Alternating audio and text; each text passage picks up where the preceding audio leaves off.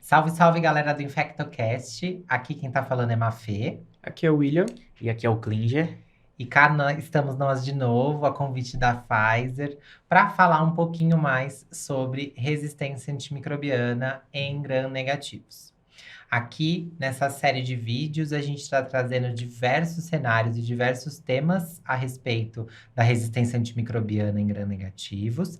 Mas, se você tiver mais interesse e mais curiosidade para saber mais e mais sobre isso, lá no canal Pfizer Pro tem muito material que você pode acessar gratuitamente depois de um login para que esse tema seja exaurido de muito e muito conhecimento. Acesse o site pelo link que está aqui embaixo e confira lá o conteúdo do Pfizer Pro. E hoje a gente está aqui também para falar de realidade. Então, bora fazer um caso clínico aí para trabalhar um pouquinho mais a cabeça da galera, né? E a nossa também. O Will vai trazer um caso clínico para a gente e a gente está aqui para tentar trabalhar juntos os conceitos aí que a gente vem falando nos vídeos. Bora lá então. Então, no caso clínico de vida real hoje, a gente tem uma paciente de 36 anos, de comorbidades, ela tem nefrite lúpica. Ela interna no meu hospital e já interna em disfunção renal, já acompanhamento ambulatorial, já vinha em disfunção e interna por piora aguda da função renal. Durante a internação, eles chegam à conclusão de que ela vai precisar de uma imunossupressão mais significativa para controle dessa nefrite lúpica e decidem fazer um ciclo de corticoterapia. Ela faz no segundo dia da internação, pela noite, e no dia seguinte ela amanhece com disúria. Então, traz essa queixa. Ao longo da manhã foram coletados os exames, né, de urocultura, e, ao passar de 2 horas, a paciente evolui com algumas disfunções que foram aferidas pela equipe. Nesse primeiro momento, eles viram que ela estava com febre de 38 graus, também estava com a pressão arterial média de 60 e um mal-estar, específico, levemente sonolenta. Nesse momento, eles chamam a equipe de resposta rápida do hospital, que decide coletar culturas em imediato, coletar exames gerais e começar um esquema antibiótico terapia. Tá. Nossa, já estamos lá avançando, então. Ela era uma paciente lúpica de 36 anos. Ela então usava uma imunossupressão antes. Exato. Ela já vinha em acompanhamento, já vinha em uso, mas nesse momento ela usou agora uma quantidade mais específica. Ela não vinha em grandes imunossupressões antes. Tá, e ela tinha isso, ela precisava ficar internada por várias exacerbações de nefrite lúpica? Perfeito, Mafê. Ela, no último ano, chegou a ter 2 internações. Tá, Há 6 meses atrás, ela já tinha tido que fazer um procedimento parecido de internação e tratamento, e a última internação dela tinha sido recente, era para outro foco pulmonar, mas há menos de 30 dias ela tinha internado no meu hospital para tratar uma pneumonia, ou seja, é alguém que há menos de 30 dias tinha tratado um outro foco e usado antibiótico. tá. Exato, e ela tem a presença de duas disfunções orgânicas importantíssimas, né? Que seria a hipotensão, né? Uma disfunção cardiovascular com uma pressão arterial média menor que 65, e a paciente também estava sonolenta, né? Quando a gente fala lá do SOFA, a gente acaba extrapolando o conceito utilizando o Glasgow, né? Mas na verdade o Glasgow ele foi feito por escala de trauma. Aqui, um paciente com suspeita de infecção que está sonolenta, para mim, ela já pontua, né? Então a presença de duas disfunções orgânicas aí importantíssimas, precisa realmente de ter uma intervenção mais rápida nesse caso. Perfeito, Klinger. Então, nesse primeiro momento, a equipe já reconheceu que ela estava com alguns sinais de disfunção, já abriram um protocolo de sepsis para ela e fizeram um exame físico. Ao exame físico, eles viram que, de fato, ela estava sonolenta com um Glasgow de 12 na escala, e decidiram ali mesmo já coletar as culturas e enviar ela ao UTI. Certo? Beleza. Então tá, então a gente nesse contexto aí, a gente precisa aplicar o bundle de primeira hora, né? Ou seja, um pacote de medidas aí que vai realmente favorecer o desfecho favorável dela, né?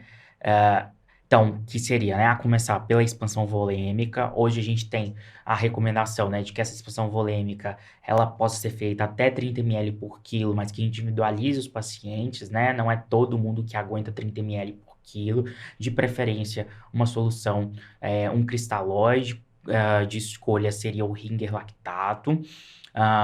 Além disso, a coleta do lactato, né? Porque esses pacientes eles podem ter hiperlactatemia e derivados desse metabolismo anaeróbio, onde a glicose, ao ser convertida, né, e chegar lá no piruvato, ela, na ausência de oxigênio, ela vira lactato e ela não segue para o círculo de Krebs e cadeia respiratória.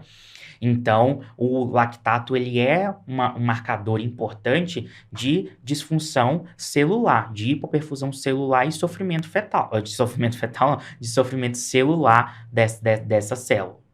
De sofrimento celular. Nós também precisamos fazer a coleta das culturas e a realização do antibiótico endovenoso, o antibiótico de escolha aí para esse sítio mais importante. Ó.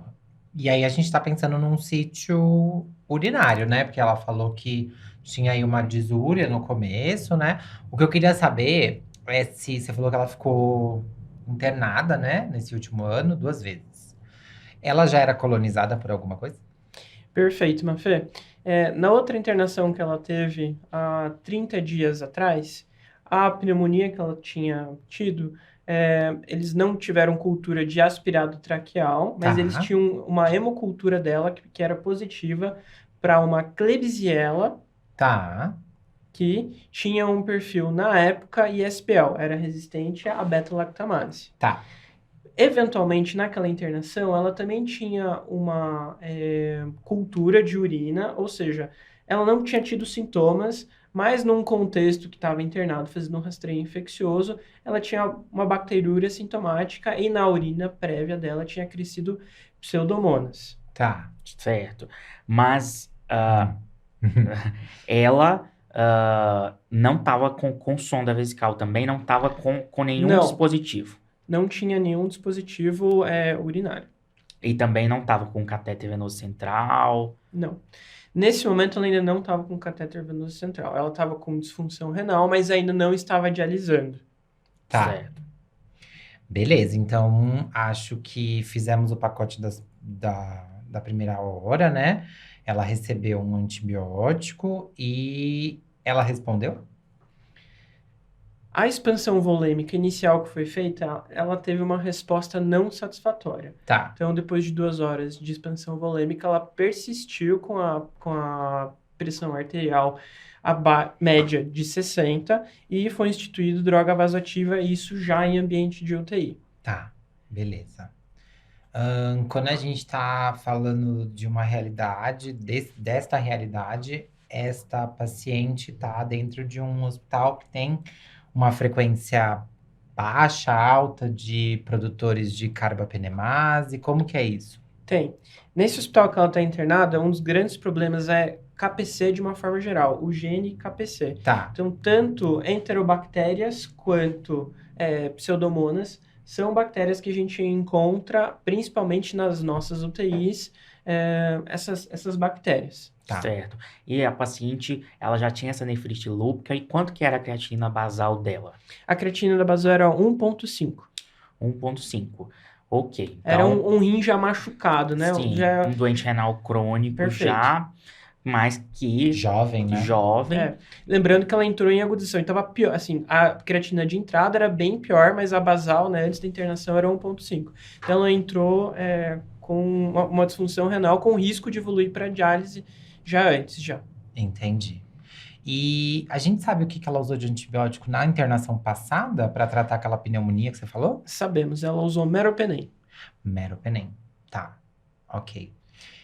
Show de bola. E ela não precisou ficar em ventilação mecânica. Na outra internação, ela não precisou de ventilação mecânica. Ela precisou de suporte de oxigênio durante um curto período, mas evoluiu bem depois de 7 dias de tratamento. Ok, beleza.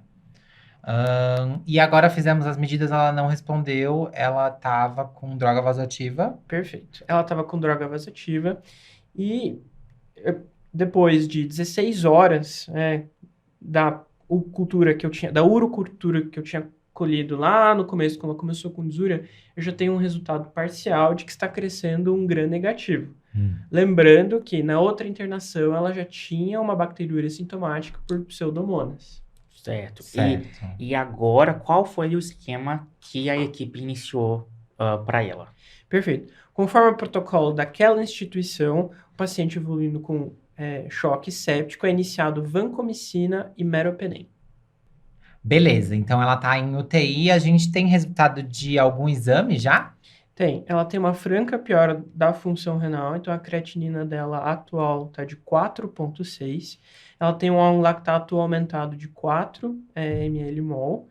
E ela também tem, no hemograma, já uma neutropenia, provavelmente vai evoluir para uma piora da neutropenia, mas atualmente está de 500 no número absoluto de neutrófilos. Beleza.